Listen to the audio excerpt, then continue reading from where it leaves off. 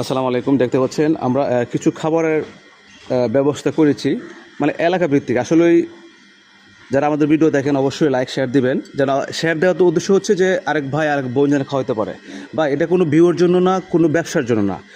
আমার আমার কাছে খারাপ লাগে যে আমি 3 বেলা খেয়ে ওরা তো 1 বেলা খেতে পারে না, সেই ক্ষেত্রে কিন্তু ওদেরকে একটু খাবার দিয়েছি।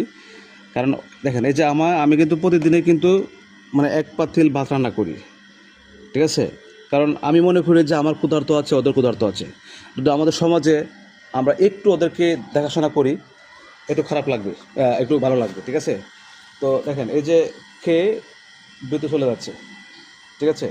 ওখানে কই দেখা দেওয়া ওখানে এই যে খাবার দিয়েছি। আমি আর একটা পাতিল কিনেছিলাম, এই দেখেন, মানুষ এত খারাপ ভাই, আসলে বলার ভাষা নাই। এটা ভেঙে ফেলাইছে, ঠিক আছে? আর আল্লাহ পাক দোয়া করি ওদেরকে হেদায়েত করুক। কারণ মানুষের ভালোবাসা সবাই চায়, কিন্তু আমাদের সমাজে মানুষের ভালোবাসা চায় না, ঠিক আছে? এই যে একটা প্রাণীকে খাওয়ায়, ও কিন্তু মন থেকে দোয়া দেয়।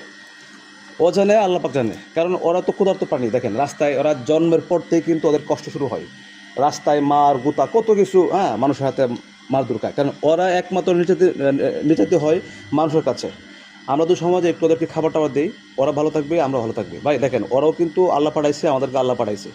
ওরা সৃষ্টির সেরা, ঠিক আছে না? এই যে দেখেন, খায় এখন বসে আছে, চুলকাচ্ছে, ঠিক আছে? এই যে ঘুরতেছে, ওই টাকা, তুই তো আর পাগল, এ ধর, এটা কর। এই যে এরকম খেয়ে চলে যাচ্ছে। যাই হোক, সবাই ভালো থাকবেন, এবার আপনারা একটু খাওয়াবেন সমাজে। আসসালামু আলাইকুম।